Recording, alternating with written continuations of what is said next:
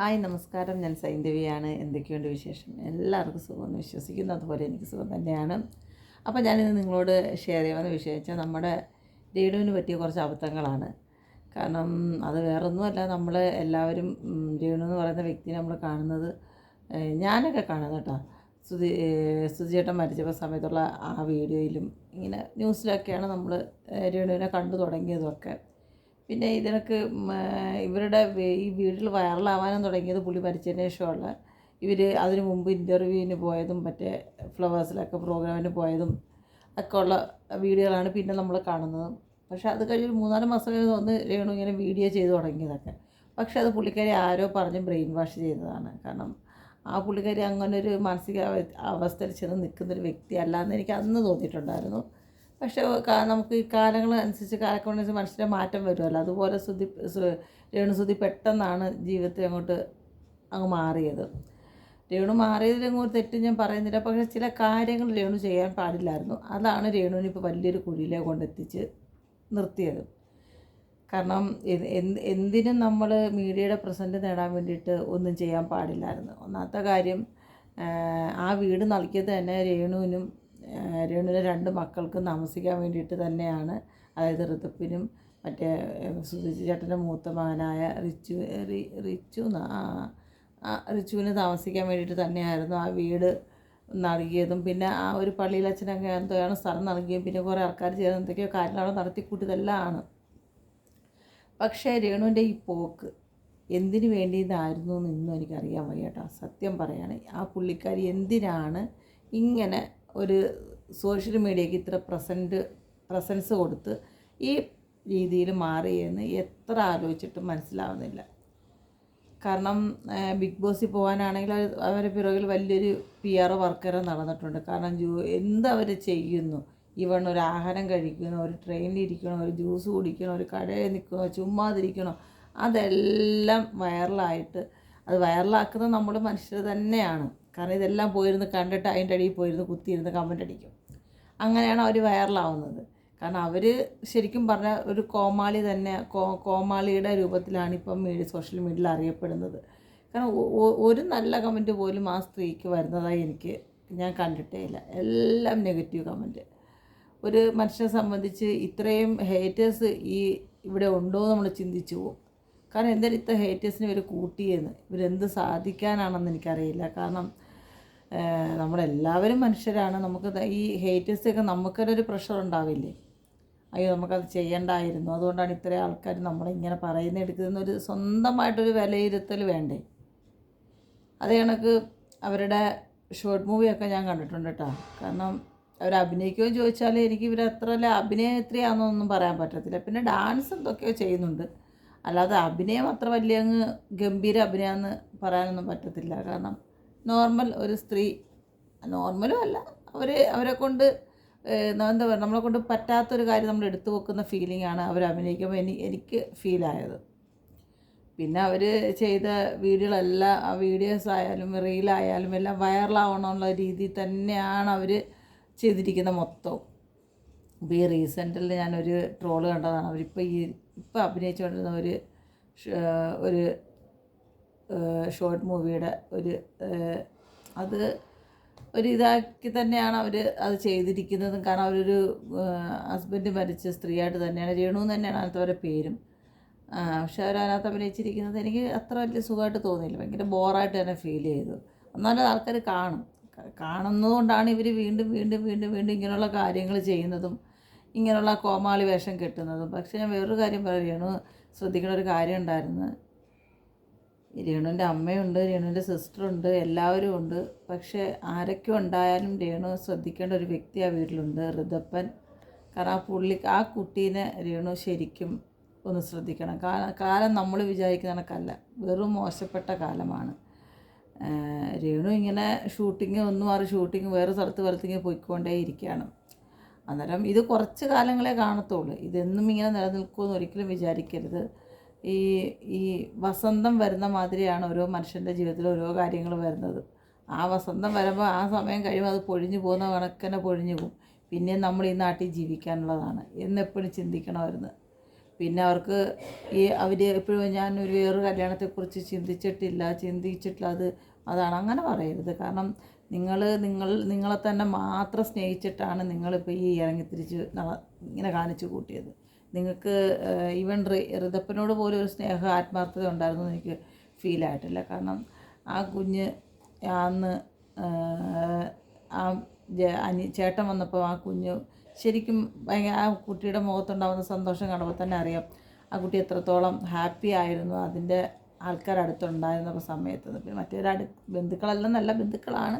പക്ഷെ ഒരു അമ്മ എപ്പോഴും ഒരു മകനായാലും ഒരു മകൾക്കായാലും അവർക്ക് കൂടെ നിന്ന് സപ്പോർട്ട് ചെയ്യേണ്ട ഒരു സമയമുണ്ട്. പക്ഷെ അതിപ്പോൾ അറിയത്തില്ല. അവർ വളർന്ന് വന്ന് കഴിയുമ്പോഴാണ് രേണു ഇതിനെക്കുറിച്ചുള്ള ബുദ്ധിമുട്ടുകൾ അറിയാൻ പോകുന്നത്. ഇപ്പോൾ രേണു അതൊന്നും അറിയത്തില്ല. അന്ന് ഈ കുട്ടി ചോദിക്കുന്നതിനുള്ള ആൻസർ രേണു ഇപ്പോഴേ കണ്ടുപിടിച്ചാലേ രേണുവിന് മുന്നോട്ട് ആ ഷോക്കിൽ നിന്ന് രക്ഷപ്പെടാൻ പറ്റത്തുള്ളൂ. കാരണം നമ്മളിനി എത്ര കഷ്ടപ്പെട്ട് മക്കളെ വളർത്തിയെന്ന് പറഞ്ഞാലും നമ്മൾ അവരൊപ്പം നിൽക്കാൻ പറ്റിയില്ലെങ്കിൽ അവർക്കതൊരു കുറവ് തന്നെയാണ്. കാരണം അത് അനുഭവസ്ഥയാണ്. കാരണം ഞാൻ എൻ്റെ മകൾക്ക് വേണ്ടിയിട്ടാണ് അന്യനാട്ടിൽ പോയി കഷ്ടപ്പെട്ട് ജീവിച്ചത്. പക്ഷെ അന്നും അവൾക്ക് അവിടെ ഒപ്പം ഇല്ലാത്തതിൻ്റെ ഒരു പെയിനും വേദനയും ഇന്നും അവിടെ മനസ്സിൽ കിടപ്പുണ്ട്. അതുപോലെ തന്നെയാണ് ഈ ഋതപ്പൻ്റെ കാര്യത്തിൽ രേണു സൂക്ഷിക്കേണ്ടത്. നമ്മൾ സിംഗിൾ മദറാണ്, നമ്മൾ ജീവിക്കാൻ വേണ്ടി പലതും ഓടി കഷ്ടപ്പെടും. പക്ഷേ നമ്മൾക്ക് അതിനുപരി നമ്മുടെ മക്കളെയും കൂടെ ഒന്ന് കെയർ ചെയ്യണം. നാളെ അത് വളർന്നു വരുന്ന കുട്ടിയാണ്. കാരണം ഇപ്പം മൂത്ത പയ്യൻ വളരുന്നത് അവരുടെ അച്ഛൻ്റെ ഫാമിലിയുടെ കൂടെയാണ്. അതുകൊണ്ട് അത് അത്രയും അച്ചടക്കത്തോടെ ഒതുക്കത്തോടെയും വളരുമെന്ന് വിശ്വസിക്കാം. അതൊരു പാവം കുട്ടിയാണെന്നാണ് എല്ലാവരും പറയുന്നത്. പക്ഷേ ഋതപ്പൻ്റെ കാര്യത്തിൽ നിങ്ങൾ ഒത്തിരി കൂടെ കെയർ ചെയ്തേ പറ്റൂ രേണു. ഇല്ലെങ്കിൽ നിങ്ങളിപ്പോൾ ആ കുട്ടിയുടെ കാര്യത്തിൽ ന്യൂസ് കണ്ടതാണ്, പാടുണ്ടായിട്ട് പോലും നിങ്ങളത് അറിഞ്ഞിട്ടില്ല. നിങ്ങൾ തന്നെയാണ് അതൊക്കെ ന്യൂസ് ഉണ്ടാക്കിയിരിക്കുന്നത്. അല്ല പുറത്തുനിന്നൊരു വ്യക്തി ഒന്നും ചെയ്തല്ല. നിങ്ങളെ തന്നെയാണ് കോമാളി വേഷം കെട്ടിച്ച് ഒരു മീഡിയയുടെ മുമ്പിൽ പ്രസൻറ്റ് ചെയ്തിരിക്കുന്നത്. നിങ്ങൾ ഒന്ന് കാറ്റടിക്കുന്ന പോലെ കണ്ടാലും നിങ്ങളുടെ വീഡിയോ കണ്ടിട്ട് നിങ്ങളെ കമൻ്റ് അടിക്കാൻ ആൾക്കാർ നോക്കിയിരിക്കുകയാണ്. എനിക്ക് എന്തൊക്കെയോ പേരെടുത്ത് ഓരോ ആൾക്കാർ വിളിക്കുന്നുണ്ട്. എനിക്കറിയില്ല അതൊക്കെ നിങ്ങളുടെ യഥാർത്ഥ പേരാണോ എന്ന് എനിക്കറിയില്ല. ഏതായാലും രേണുവിൻ്റെ അടുത്ത് പറയാം, രേണു കുറച്ചും കൂടെ ജീവിതത്തിലൊന്ന് നല്ല രീതിയിൽ കാണണമായിരുന്നു. ഈ സോഷ്യൽ മീഡിയ അല്ല ഒന്നിൻ്റെയും ഒരു ജീവിതത്തിൻ്റെ അടിസ്ഥാനം. എപ്പോഴും ചിന്തിക്കുമായിരുന്നു. പക്ഷെ നിങ്ങൾ ചിന്തിച്ചത് നിങ്ങൾക്ക് സോഷ്യൽ മീഡിയ കൊണ്ട് ജീവിതകാലം മൊത്തം ജീവിക്കാമെന്ന് നിങ്ങൾ വിചാരിച്ചതിൻ്റെയാണ് ഇപ്പം നിങ്ങൾ ഈ അനുഭവിച്ചുകൊണ്ടിരിക്കുന്നത്. ആ വീട് വെച്ച് തന്ന ആൾക്കാർ എന്ത് മോശമായിട്ട് നിങ്ങൾ സംസാരിച്ചത്. കാരണം നിങ്ങളുടെ മകനും നിങ്ങളുടെ ഫാമിലിയും അവിടെ സേഫല്ലേ. ഈ നാട്ടുകാർ ചോദിച്ചതിന് അവരെ തെറ്റ് പറഞ്ഞിട്ട് കാര്യമില്ല. കാരണം നാട്ടുകാരാണ് ചോദിച്ചത് നിങ്ങളുടെ ഫാമിലി എന്തിനാണ് അവിടെ താമസിക്കുന്നതെന്ന്. അതിന് നിങ്ങൾ ആ വീട് ചോരുന്നുണ്ട്, അങ്ങനെ ചെയ്യുന്നുണ്ട്, ഇങ്ങനെ ചെയ്യുന്നുണ്ട് എന്നൊക്കെ പറഞ്ഞത് വളരെ മോശമാണ്. അതിനുള്ള റീസൺ നിങ്ങളായിട്ട് കണ്ടുപിടിക്കുക. ആ ചോരുന്നാൽ പോലും അതില്ലാതാക്കേണ്ട ഉത്തരവാദിത്വം നിങ്ങളുടെയും കൂടെ ആയിരുന്നു. കാരണം നിങ്ങളെ വീട്ടിൽ വാടകക്കാരല്ല. നിങ്ങൾ ആ ഒരു നിങ്ങളുടെ ഹസ്ബൻഡിൻ്റെ പേർക്ക് നിങ്ങൾ പിടിച്ചവിടെ നിൽക്കുന്ന വ്യക്തിയാണ്. അന്നേരം സുധി എന്ന് പറയുന്നതിൻ്റെ ലേബിൾ നിങ്ങളവിടെ ജീവിക്കുമ്പോൾ അവിടെ എന്ത് അറ്റകുറ്റപ്പണികൾ വന്നാലും ഇപ്പോൾ ഒരു വാടക വീടായാലും എന്തെങ്കിലും അറ്റകുറ്റപ്പണികൾ വന്നാൽ നമ്മൾ തന്നെ ചെയ്യണം. അല്ലാതെ അതിൻ്റെ ഓണർ വന്ന് താമസിച്ച് കഴിഞ്ഞാൽ ഒന്നും ചെയ്തു തരില്ല. അത് എവിടെയുള്ളതാണ്. അന്നേരം നിങ്ങളതും കൂടെ ചിന്തിക്കണം. വരുന്ന അവിടെ എന്തെങ്കിലും ഒരു കാര്യം പറ്റും നിങ്ങൾ ഓടിയായിരുന്നു ഷൂട്ട് ചെയ്യുന്നുള്ളൂ. നിങ്ങളുടെ ക്യാഷ് ഇല്ലായിരുന്നോ? ഇല്ലെങ്കിൽ നിങ്ങളുടെ അച്ഛൻ ജോലിക്ക് പോകുന്നോ അറിയില്ല. പിന്നെ നിങ്ങളുടെ ചേച്ചിയുടെ ഹസ്ബൻഡ് ജോലിക്ക് പോകുന്നതിൽ അവരൊന്നും ആ വീട്ടിലെ ആണുങ്ങളല്ലായിരുന്നോ? അവർക്കൊക്കെ ഒന്നും ചെയ്യാൻ പറ്റത്തില്ല. എന്തിനും ആ പുള്ളീനെ വിളിച്ചിട്ട് ബുദ്ധിമുട്ടിച്ചതും അതൊക്കെ വളരെ മോശമാണ്. കാരണം എല്ലാം നാട്ടുകാരുടെ കയ്യിലിരുന്നോട്ട് എന്ന് വിചാരിക്കുന്നതാണ് ഏറ്റവും വലിയ തെറ്റ്. ഇപ്പോൾ നിങ്ങളുടെ ജീവിതം അങ്ങനെ നാട്ടുകാരുടെ കയ്യിലാണ് നിങ്ങൾ കൊണ്ട് കൊടുത്തിരിക്കുന്നത്, നിങ്ങളുടെ കയ്യിലല്ല. അതും നിങ്ങൾ ചെയ്ത ഏറ്റവും വലിയൊരു മിസ്റ്റേക്കാണ് നിങ്ങളുടെ ജീവിതത്തിൽ. പിന്നെ നിങ്ങളുടെ മക്കളെ രണ്ടുപേരും നിങ്ങളൊപ്പം ചേർത്ത് നിർത്തണമായിരുന്നു. അതിലെന്ത് പ്രശ്നം വന്നാലും അവരെ കാര്യങ്ങൾ നോക്കി നിങ്ങൾ നല്ലൊരു വീട്ടമ്മയായിട്ട് ജീവിക്കുമായിരുന്നു. എത്രയോ നല്ലതായിരുന്നു. സോഷ്യൽ മീഡിയ ചെയ്യണ്ടായിരുന്നല്ല, ചെയ്യണമായിരുന്നു. പക്ഷെ അതിനൊരു പരിധി വെക്കണമായിരുന്നു. കാരണം നിങ്ങളുടെ കുടുംബം കഴിഞ്ഞിട്ട് നിങ്ങളെന്തും ചെയ്യും. നിങ്ങളുടെ കുടുംബം എന്ന് പറയുന്നത് നിങ്ങളുടെ മക്കൾ രണ്ടും നിങ്ങളും തന്നെയാണ്. അല്ല നിങ്ങളുടെ ബാക്കിലുള്ള ബന്ധുക്കളുടെ കാര്യമല്ല ഞാൻ പറയുന്നത്. അത് രണ്ടാമത് വരുന്ന കാര്യങ്ങളാണ്. പക്ഷെ ആദ്യം നിങ്ങൾ ചെയ്യേണ്ടത് നിങ്ങളുടെ മക്കളെ രണ്ടുപേരും നിങ്ങളുടെ ഒപ്പം നിങ്ങളുടെ ചിറകിൻ്റെ അടിയിൽ വെക്കണമായിരുന്നു. അവിടെയാണ് നിങ്ങൾക്ക് ഫസ്റ്റ് മിസ്റ്റേക്ക് പറ്റിയത്. കാരണം അത് ശരിയായില്ല രേണു ചെയ്തത്. കാരണം ഞങ്ങളൊക്കെ വിചാരിച്ചിരുന്നതും സുചേട്ടൻ്റെ മൂത്ത മകൻ നിങ്ങളോടൊപ്പം തന്നെയാണ് എന്നാണ്. പിന്നാണ് അറിയുന്നത് ആ പയ്യൻ അവിടെയല്ല, മറ്റവരെ കൂടെയാണെന്നൊക്കെ. പിന്നെ നിങ്ങളുടെ ഇഷ്ടത്തിന് ഓരോ കാര്യങ്ങൾ ചെയ്തു വെച്ചു, നിങ്ങളുടെ കാര്യങ്ങൾ ചെയ്തു വെച്ചു. അതൊക്കെ നിങ്ങളുടെ കാര്യങ്ങളാണ്, അതൊന്നും പറഞ്ഞിട്ട് കാര്യമില്ല. പിന്നെ എന്താ പറയുക, എപ്പോഴും നമ്മൾ വന്ന വഴികൾ മറക്കാതിരിക്കുക. ഒരു പ്രാവശ്യമെങ്കിലും നമ്മൾ ഉറങ്ങുന്നതിന് മുമ്പ് നമ്മൾ അവിടെ കിടന്നൊന്ന് തിരിഞ്ഞ് ബാക്കിലോട്ട് ചിന്തിക്കണം. എന്തായിരുന്നു നമ്മുടെ ലൈഫ്, എവിടെയായിരുന്നു നമ്മുടെ ലൈഫ് നിന്നേന്നൊക്കെ. അത് നിങ്ങൾ ചിന്തിച്ചിട്ടില്ല. നിങ്ങളിങ്ങനെ സോഷ്യൽ മീഡിയയുടെ മുമ്പിൽ വായും തുറന്നുകൊണ്ട് ഇങ്ങനെ സംസാരിച്ചും അങ്ങനെ കാണിച്ചും ഇങ്ങനെ കാണിച്ചും വളരെ മോശം. എനിക്ക് നിങ്ങളോട് പേഴ്സണലി ഇതുണ്ടായിട്ടല്ല, പക്ഷേ ഞാൻ ഇപ്പോൾ പറയുന്നത് വെച്ചാൽ ഒരു സ്ത്രീ എന്നുള്ള രീതിയിലാണ്. നിങ്ങൾ ശ്രദ്ധിക്കാമായിരുന്നു ഒന്നും കൂടെ. നിങ്ങൾക്ക് ഏറ്റവും കൂടുതൽ നെഗറ്റീവ് ഉണ്ടായിരിക്കുന്ന വ്യക്തിയാണ് നിങ്ങൾ. നിങ്ങൾ ബിഗ് ബോസിൽ പോയി നിങ്ങളുടെ അവസ്ഥയൊന്ന് ആലോചിച്ച് നോക്കേ. സീരിയസ്ലി പറയാം. നിങ്ങൾ വോട്ട് ചെയ്ത് നിങ്ങൾ ആൾക്കാരവിടെ നിർത്തുമെന്നാണ് നിങ്ങളുടെ വിശ്വാസം?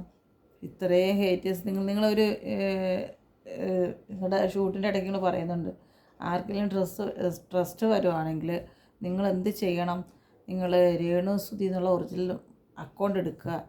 അങ്ങനെ അക്കൗണ്ട് എടുത്തിട്ട് അതിലെ കമൻറ്റുകൾ വായിച്ച് കഴിഞ്ഞാൽ നിങ്ങളുടെ ടെൻഷൻ മാറുമെന്ന് നിങ്ങൾ ഒരു ക്ലിപ്പിലൂടെ പറയുന്നത്. നിങ്ങൾക്ക് നാണം ഉണ്ടോ എന്ന് ചോദിക്കുക അങ്ങനെയൊക്കെ പറയാൻ. നിങ്ങൾ മലന്ന് കിടന്ന് തുപ്പുന്നതിന് പോലെയല്ലേ നിങ്ങളുടെ ആ വർത്തമാനം? സീരിയസ് ചോദിക്കുക. എന്തിന് നിങ്ങൾക്ക് ഇത്രയും നെഗറ്റീവ് കമൻറ്റ് വരുന്നതെന്ന് ഈ നാട്ടുകാരെ അറിയിച്ചിട്ട് നിങ്ങൾക്ക് എന്ത് നേടാനാണ്? അതൊരാൾക്കാരെല്ലാം അവിടെ പോയി നോക്കാനാണ്? ഈ കമൻറ്റ് ഇട്ട ആൾക്കാർ തന്നെ ആണല്ലോ ആ വീഡിയോ കാണുന്നത്. നിങ്ങൾ ആലോചിക്കണ്ടേ? നിങ്ങൾ ചെയ്യുന്നത് നിങ്ങളെ തന്നെ നിങ്ങൾ ട്രോളുമാണ്. സീരിയസ്ലി പറയുക, നിങ്ങളെ തന്നെ ട്രോൾ ചെയ്യാണ് നിങ്ങളിപ്പോൾ ജീവിക്കുന്നത്. അല്ലാതെ നിങ്ങളിതുകൊണ്ട് രക്ഷപ്പെടുകയോ ഒന്നും ചെയ്യില്ല. കൂടിപ്പോയൊരു 6 മാസം കൂടി പിടിച്ചിരിക്കും. നിങ്ങൾ ബിഗ് ബോസിൽ പോയി കഴിഞ്ഞാൽ ഒരു 1 ഇയർ പിടിച്ചിരിക്കും. അത് കഴിഞ്ഞ് നിങ്ങൾ വീണ്ടും പഴയ രേണു സുധിയിലേക്ക് പോകും. അത് നിങ്ങളെപ്പോഴും ആലോചിച്ചോണം. മനസ്സിലായ? നമ്മൾ ഒരു പഴഞ്ചൊല്ലുണ്ട്, മൂഷിക സ്ത്രീ എപ്പോഴും മൂഷിക സ്ത്രീ ആകുന്നു. അങ്ങനെ എന്തൊരു പഴഞ്ചൊല്ലുണ്ടായി. കറക്റ്റായിട്ട് എനിക്ക് ഡീറ്റെയിൽ കാര്യങ്ങൾ അറിയില്ല. അതുകൊണ്ട് എപ്പോഴും നിങ്ങൾ ചിന്തിക്കണം, അങ്ങനെ ആവാൻ പാടില്ലായിരുന്നു എന്ന്. എനിവേ, നിങ്ങളുടെ ജീവിതം, നിങ്ങളുടെ കാര്യങ്ങൾ, പക്ഷെ കുറച്ച് കോമാളി വേഷം കെട്ടാതെ ജീവിക്കുക. ഇനിയെങ്കിലും നിങ്ങൾക്ക് നിങ്ങളെ ഫ്ലവേഴ്സ് പഠിപ്പിച്ചോ അങ്ങനെ എന്തൊക്കെയോ പറയുന്നുണ്ടായിരുന്നു. നിങ്ങൾക്ക് അതിൽ പഠിച്ച് നിങ്ങൾക്ക് ആ ഒരു ചാനൽ നല്ലൊരു ജോലി എന്തെങ്കിലുമൊക്കെ കിട്ടി നിങ്ങൾക്ക് രക്ഷപ്പെടാമായിരുന്നു. ഇതെത്ര കാലം നിലനിൽക്കുമെന്നാണ് നിങ്ങൾ ഈ നെഗറ്റീവ് കമൻറ്റിൽ ജീവിക്കുന്നത്? നിങ്ങളുടെ മകൻ ഇതൊക്കെ ഒരു നാളൊരു സമയത്ത് അവൻ വളർന്ന് വന്ന് കുറച്ചും കൂടെ മേപ്പോട്ടായി അവൻ ഈ നെഗറ്റീവ് കമൻറ്റൊക്കെ വായിക്കുമ്പോൾ അവനുണ്ടാവുന്ന വിഷമം എന്തായിരിക്കും? അയ്യോ, അത് അമ്മ അന്നേരം ചെയ്തപ്പോൾ കിട്ടിയ സംഭാവനകളാണെന്ന് പറഞ്ഞ് ഇപ്പം പറയണക്ക് അന്ന് മോനോട് പറയുമോ നിങ്ങൾ? അല്ല, ചോദിക്കുക. നിങ്ങളുടെ ഒന്നുമില്ലെങ്കിൽ നിങ്ങൾക്കിപ്പം ഒരു 10, 12, 13, 14 വയസ്സകത്തുണ്ടെന്ന് തോന്നുക സുജയുടെ മൂത്ത മോന്. അത്രയും വയസ്സുള്ളൊരു മകനും കൂടെ ഇല്ലേ? അവരും കൂടെ ഇത് കാണുമ്പോൾ എന്ത് ചിന്തിക്കുമോ നിങ്ങൾ ചിന്തിക്കണ്ടേ? അത് നിങ്ങളന്നേരം അവന് ഒരു മകനായിട്ട് കണ്ടിട്ടില്ലെന്നല്ല എൻ്റെ അർത്ഥം. സ്വന്തം മകനൊരു നെഗറ്റീവ് കാര്യങ്ങൾ വരുമ്പോൾ അവനത് കാണുമ്പോൾ അവനത് ഫീല് വരും എന്ന് നിങ്ങൾ ചിന്തിച്ചിട്ടേ ഇല്ലല്ലോ. ഇല്ലെങ്കിൽ നിങ്ങളുടെ സ്വന്തം മകൻ വളർന്ന് മേപ്പോട്ട് വരുമ്പം അവനുണ്ടാകുന്ന വേദന എന്തായിരിക്കും? അമ്മ ഇങ്ങനൊരു കോമാളി ആയിരുന്നു നാട്ടുകാരുടെ മുമ്പിലെന്ന് അറിയുമ്പം അവനുണ്ടാകുന്ന വേദന എന്തായിരിക്കും? അതൊക്കെ ഒന്ന് ചിന്തിച്ച് നോക്കൂ രേണു. സീരിയസ്ലി പറയാം, അതൊക്കെ നിങ്ങളൊന്ന് ചിന്തിച്ച് ജീവിക്കും. ഇന്നെനിക്ക് നിങ്ങളോട് പറയാനുള്ള ഈ വിഷയമാണ്. കാരണം എനിക്കത് ഇവർ കുറച്ച് ദിവസമായിട്ട് ഇങ്ങനെ ഒരു ഇത് ചെയ്യുമ്പോൾ ഒന്ന് വീഡിയോ ചെയ്യണം തോന്നിയതുകൊണ്ട് ചെയ്തേട്ടാ, വേറൊന്നുമല്ല. കാരണം അവരിത് കാണണം. കാരണം കണ്ടിട്ട് അവർക്ക് എന്ത് കണ്ടാലും ആൾക്കാർ എന്ത് പറഞ്ഞാൽ അവർക്കൊരു പ്രശ്നമില്ല എന്നുള്ള രീതിയിലാണ് അവർ ജീവിക്കുന്നത്. അത് എന്തിരുന്നാലും നമ്മുടെ ജീവിതത്തിൽ നമ്മളെപ്പോഴും ചിന്തിക്കുക, ഇപ്പം ഈ നിമിഷം ജീവിക്കുന്നതല്ല, നമ്മൾ ഇനിയും അങ്ങോട്ട് കാലങ്ങൾ ജീവിക്കാനുള്ളതാണ്. നമ്മൾ ആരുടെയും മുമ്പിൽ ഒരു കോമാളിയാവാതിരിക്കുക. നമുക്ക് ഓരോ പ്രായമുണ്ട്. ഇപ്പം നമുക്ക് 34 വയസ്സായെന്നും പറഞ്ഞുകൊണ്ട് തുള്ളിച്ചാടി നടക്കാനുള്ള പ്രായമല്ല. അതിലും വലിയൊരു ഉത്തരവാദിത്വം നിങ്ങളുടെ ജീവിതത്തെക്കാട്ടി വലിയൊരു ഉത്തരവാദിത്തമാണ് നിങ്ങളുടെ കയ്യിലിരിക്കുന്നത്. നിങ്ങളുടെ മകൻ, അവനെ പഠിപ്പിക്കുക, അന്തസ്സായിട്ട് വളർത്തുക എന്നുള്ളൊരു ഉത്തരവാദിത്വ ബോധമുണ്ട്. നിങ്ങൾക്ക് ആ ഒരു ബോധമില്ല. നിങ്ങൾക്ക് നേരം വെളുക്കുമ്പോൾ ഒരു ബാഗ് എടുത്ത് തോളേക്കൂടെ ഇടണം, ഒരു ഫോൺ എടുത്ത് കൈ വെക്കണം, ആരെങ്കിലും ഒരാൾ മൊബൈലും കൊണ്ട് നിങ്ങളുടെ പുറകെ നടക്കണം. ഇതാണ് നിങ്ങൾ തീരുമാനിച്ച് വെച്ചിരിക്കുന്ന നിങ്ങളുടെ ജീവിതം. പക്ഷെ അതല്ല. നിങ്ങൾക്കൊരു മകനുണ്ട്, അവനെ സൂക്ഷിക്കണം, അവനെ വളർത്തണം, അവനെ പഠിപ്പിക്കണം. നാളെ നല്ല രീതിയിൽ അവൻ ചെന്ന് നിൽക്കണം. നാളെ കലയായിട്ട് ബന്ധമുള്ള പയ്യനാണെങ്കിൽ നാളെ അവനെ സുധിച്ചേട്ടനെക്കാട്ടി വലിയൊരു കലാകാരനാക്കണം എന്നൊക്കെ നിങ്ങളുടെ മൈൻഡിൽ നിങ്ങൾ ഓടണം. അല്ലാതെ ഞാൻ മീഡിയയുടെ മുമ്പിൽ തെളിഞ്ഞ് നിറഞ്ഞ് നിന്നിട്ട് ഞാനിപ്പോൾ എന്തൊക്കെയാവും എന്ന് ചിന്തിക്കാതെ നിങ്ങളൊന്നും ആവത്തില്ല, എവിടെ ആവത്തില്ല. ഉള്ളത് ഞാൻ പറയാം. ഇങ്ങനെ നെഗറ്റീവ് കമൻ്റ് ഇട്ട് കേട്ട് നിങ്ങൾ എവിടെയൊന്നും എത്താൻ പോകുന്നില്ല. പിന്നെ ബിഗ് ബോസിൽ പോയാൽ ഒരു 5 ദിവസം 10 ദിവസം അല്ലെങ്കിൽ ഒരാഴ്ച നിൽക്കുക. അപ്പോഴത്തേക്ക് നെഗറ്റീവിൻ്റെ അങ്ങേ അറ്റത്തായിരിക്കും. നിങ്ങൾ ആദ്യം ചെയ്യേണ്ടത് നിങ്ങൾ നല്ല ആൾക്കാരെ നിങ്ങൾ സമ്പാദിക്കണമായിരുന്നു. എന്തിനും നിങ്ങളത് ചെയ്തില്ല. നിങ്ങൾ വേണ്ടാത്ത കുറേ വീഡിയോകളും ചെയ്ത് അങ്ങനെ നാട്ടുകാരെ കാണിച്ചു. എല്ലാവരുടെ കയ്യിൽ നിന്നും വലിയ ഗിഫ്റ്റായിട്ട് കമൻറ്റുകൾ മേടിച്ച് വെച്ച് അതങ്ങ് വലിയ രീതിയിൽ പറയുന്നതാണ് ഇപ്പോൾ നിങ്ങൾ ചെയ്തുകൊണ്ടിരിക്കുന്നത്.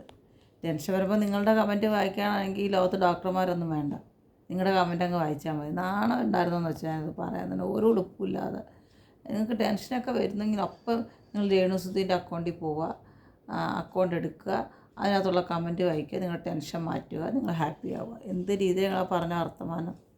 സ്വയം നാറി മലന്ന് കിടന്ന് സ്വന്തം മുഖത്തോട് തുപ്പി. അതാണ് നിങ്ങൾ ചെയ്തത്. അപ്പം എല്ലാവരും സുഖമായിട്ട് സന്തോഷമായിട്ടിരിക്കുന്നു വിശ്വസിക്കുന്നു. എല്ലാവരും വേണ്ടി പ്രാർത്ഥിക്കുക. അപ്പോൾ ഓക്കെ, ബൈ ബൈ, ടാറ്റ.